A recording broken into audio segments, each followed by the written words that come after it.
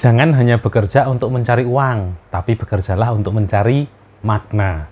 Don't work just for money, but work for meaning. Nah, mungkin teman-teman sering ya mendengar ungkapan atau nasihat bijak semacam itu gitu. Tapi kadang-kadang juga bingung. Artinya apa sih mencari makna, search for meaning gitu. Nah, untuk memahami kalimat tadi, ada satu buku bagus yang akan saya bahas.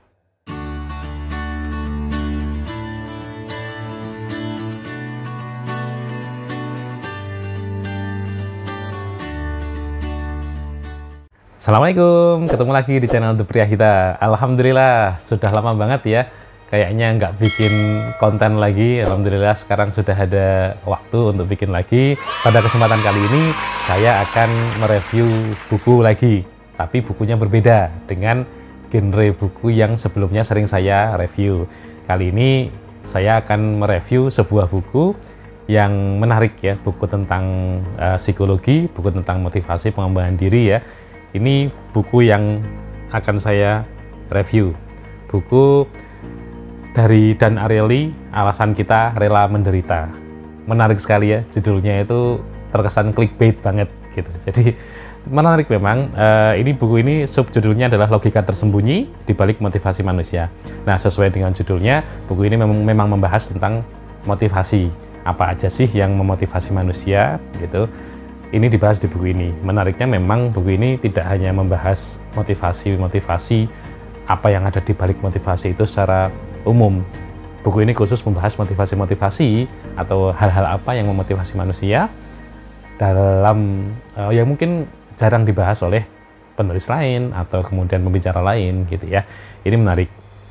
Nah, buku ini cukup tipis ya. Cukup tipis, hanya sekitar 150 halaman.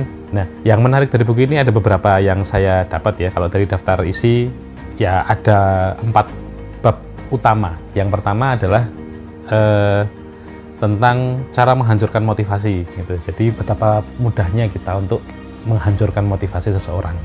Ini menarik. Di dalam bab ini dibahas tentang beberapa kisah dan beberapa penelitian tentang betapa orang itu mudah sekali untuk hancur motivasinya, untuk hilang motivasinya.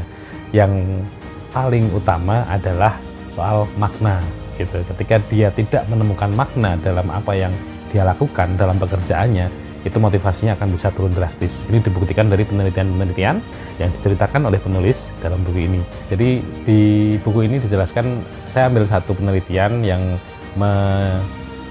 menceritakan, yang dalam penelitian itu ada orang yang diminta untuk mengerjakan suatu pekerjaan, merakit bionik kalau ditulis di sini. Katakanlah, anggap saja merakit Lego gitu ya, merakit Lego. Setiap kali selesai kita merakit satu bangunan, satu Lego, kita diberikan bayaran. Begitu terus diberikan bayaran. Tapi kemudian itu dibagi menjadi kedua kelompok. Ada satu kelompok yang kemudian setelah merakit Legonya disimpan, gitu kan, dikasih bahan Lego baru untuk disusun, dibayar lagi setelah selesai, disimpan lagi, diberikan bahan lagi untuk dikerjakan lagi, begitu seterusnya. Tapi kelompok yang kedua, ketika dia menyelesaikan pekerjaannya, menyelesaikan bangunan Legonya, ketika selesai diberikan kepada pemberi pekerjaan, kepada peneliti tadi, Legonya dicopot satu-satu. Setelah disusun sedemikian rupa, Legonya dicopot satu-satu, dibongkar lagi. Nah, yang menarik adalah dari kedua kelompok tadi ditemukan signifikansi perbedaannya. Orang yang pertama, yang berada dalam kelompok pertama, yang dia ketika selesai mengerjakan Legonya disimpan, tidak dibongkar, itu mampu untuk bekerja lebih banyak dibandingkan kelompok yang ketika dia selesai mengerjakan sesuatu dan hasil kerjanya itu dibongkar di depan matanya persis. Gitu. Walaupun dia dibayar, dia pada akhirnya tidak bisa mengerjakan banyak. Kenapa? Karena dia tidak merasa memiliki makna, merasa sia-sia. Buat apa saya kerja kalau ternyata dibongkar juga? Gitu. Jadi itu yang mendasari ya salah satu makna dari meaning tadi, makna gitu. Kenapa kita mau bekerja lebih? Itu adalah ketika kita memiliki makna dalam melakukan pekerjaan itu. Gitu. Memiliki, mungkin ada yang bilang itu impact ya, pekerjaan kita itu memberikan impact kepada Ya, yang jelas diri kita dan terutama orang lain, orang-orang di luar diri kita pribadi. Ketika kita punya meaning itu, kita akan jauh-jauh lebih termotivasi dibandingkan dengan orang yang tadi, ketika walaupun dibayar, walaupun mungkin bayarannya besar, tapi ketika kita mengerjakan sesuatu terus kemudian dihancurkan, nah itu kemudian motivasi kita bisa anjlok sedemikian rupa. Itu kalau di buku ini juga dijelaskan, itu seperti mitologi Yunani ya, Sisyphus yang dia dihukum dewa ya untuk mendorong batu sampai ke puncak gunung, tapi kemudian batunya turun lagi, dia harus mendorong lagi. Ya, dia seperti mengerjakan sesuatu yang sia-sia gitu ya. Nah, hal menarik selanjutnya yang saya dapat dari buku ini yaitu tentang di bab 2 ya, kebahagiaan dari bahkan hanya memikirkan bahwa kita tengah menciptakan sesuatu. Apa artinya? Jadi di bab ini dijelaskan bahwa ketika kita merasa terlibat dalam suatu pekerjaan, merasa pekerjaan itu adalah bagian dari diri kita, merasa kita punya peran dalam pekerjaan itu, itulah yang akan memotivasi kita lebih lanjut. Kita juga akan lebih menilai lebih tinggi hasil kerja kita dibandingkan suatu hal yang bukan hasil kerja kita. Misalnya kita membuat sebuah bangunan ya, kita jadi arsitek misalnya, pada sebuah bangunan tertentu gitu, kita akan merasa menganggap bangunan itu sangat bernilai ya, sangat bernilai, sangat istimewa itu, walaupun mungkin kalau secara objektif orang lain menilai bangunan tersebut juga tidak setinggi nilai yang kita tentukan, karena tadi kita merasa sebuah bangunan, sebuah hasil karya, sebuah pekerjaan itu nilainya lebih tinggi ketika kita merasa terlibat di dalamnya, ketika itu adalah hasil karya kita. Nah, itu yang memotivasi kita gitu. Nah, ini dibahas lebih lanjut di bab 2 ini. Kemudian ada juga bab selanjutnya, bab ketiga, dia membahas tentang uang.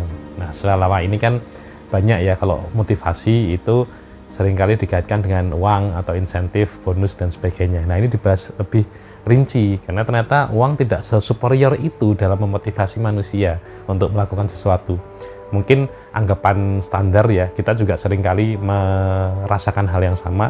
Kalau kita mau kerja, ya asal uangnya banyak, asal cuannya gede, gitu kan, asal gajinya besar, kita mau aja bekerja. Padahal tidak sesimpel itu, gitu. Uang itu bukan segalanya, dan uang itu tidak selalu bisa memotivasi orang untuk bekerja lebih baik misalnya, untuk lebih loyal terhadap pekerjaannya, terhadap perusahaannya, dan sebagainya. Ini dibahas nanti di situ. Dan kemudian bab keempat itu membahas soal kematian. Nah, soal kematian, soal kemudian keabadian. Nah, itu menarik ya. Motivasi terkait dengan kematian ini juga unik gitu.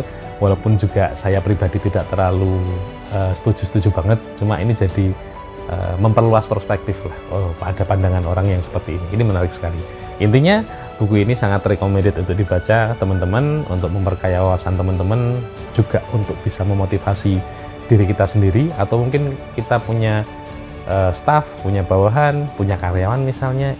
Ini juga, buku ini bisa menjadi salah satu informasi tambahan, wawasan baru bagaimana untuk memotivasi karyawan kita, bagaimana untuk memotivasi staff-staff kita.